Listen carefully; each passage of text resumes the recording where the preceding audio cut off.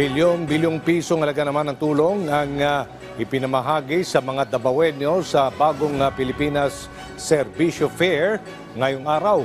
Ang mga mambabatas binigyan din ang kahalagahan ng programa. Si Luisa Erispe sa Sentro ng Balita Live. Aljo, bumuhos ang tulong dito sa Davao City dahil nga sa muling pagbabalik ng bagong Pilipinas Serbisyo Fair dito sa Davao Region. Nasa bilyong halaga naman ng tulong ang tinanggap ng mga Dabawenyos. Alas 6 pa lang ng umaga, tuloy-tuloy na ang pagdating ng mga Dabawenyo sa University of Southeastern Philippines sa Davao City. Lahat sila inaasam na makakuha ng tulong mula sa mga programa at serbisyo ng gobyerno. Ngayong araw kasi, bumalik ang bagong Pilipinas Serbisyo Fair sa Davao Region at binuksan na ang ika-23 bagong Pilipinas Serbisyo Fair sa Davao City. Umaabot sa 57 programa at serbisyo ang hatid nito sa mga Dabawenyo. Mula ito sa 38 na mga ahensya ng gobyerno. Mismong si House Speaker Martin Romualdez naman ang naglunsad nito sa ngalan ni Pangulong Ferdinand R. Marcos Jr. At kasama pa niya ang higit kumulang 200 kongresista at binigyang diin nila na sa bagong Pilipinas, walang Pilipinong maiiwan. Ang hangarin ng ating lahat, yun ang utos talaga ng ating mahal na Presidente na ibaba ang gobyerno sa taong bayan. Lahat ng mga departamento, lahat ng sanga ng gobyerno na yan dito. Kaya ako, taus-pusang po talagang nagpapasalamat sa iyo, naglilingkod, nagsisilbi. Okay naman yung konting puyat. Basta masaya, basta lipay, basta happy ang mga tiga-Davao. Yun po talaga ang gusto na natin makikita. Ang mga mambabatas naman, kahit ang Mindanao Development Authority, binigyan din ang kahalagahan ng programa. Nakasama na ako, Luzon, Visayas at Mindanao dito sa programa ng mahal na Pangulong Bagong Pilipinas Caravan. Talaga namang napakalaking tulong po mga kababayan ko.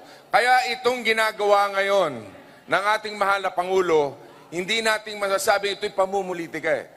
Ito ay serbisyo sa tao na dapat ginagawa talaga ng mga naninilbihan sa ating pamahalaan. This Serbisyo Fair shows that what we can achieve this much with a government that works together, a government that is always ready to serve for a common goal, ang makapagbigay ng mabilis at maayos na pamamahala tungo sa isang masaya at maginhawang bagong Pilipinas.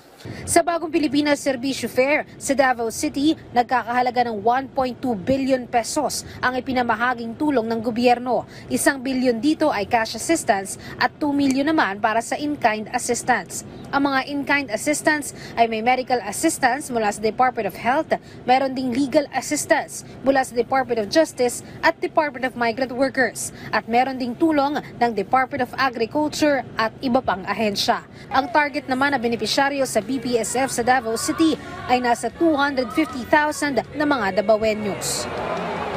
Aljo, kasama naman sa nabigyan ng tulong dito sa BPSF sa Davao City ang nasa 300 poorest of the poor. Kasama dyan yung mga nangangalakal, street dwellers, sidewalk vendors at mga PWD. Sila ay nabigyan ng tig sa 10,000 at 20 kilo ng bigas. Lubos naman ang kanilang pasasalamat dahil nga sa bagong Pilipinas Serbisyo Fair ay nabahagian sila ng tulong at nananawagan sila kay Pangulong Ferdinand R. Marcos Jr. na sana ay magtuloy-tuloy na ang programa. Samantala, Aljo, nasa likod ko ngayon ay ang ISIP program. Isa ito sa mga binuksan o inilunsad dito sa Davao City kasama nga ng bagong Pilipinas Serbisyo Fair. Ito ay magbibigay ng scholarship sa mga estudyante. Bukod sa ISIP program ay meron ding nangyaring rice distribution program at iba pang programa ng pamahalaan. Aljo, hanggang bukas naman yung bagong Pilipinas Serbisyo Fair dito sa Davao City at maaari pa rin mag-walk-in ang mga Dabawenyos. Maaari silang mag-avail ng mga serbisyong pampubliko katulad na lang ng sa Department of Health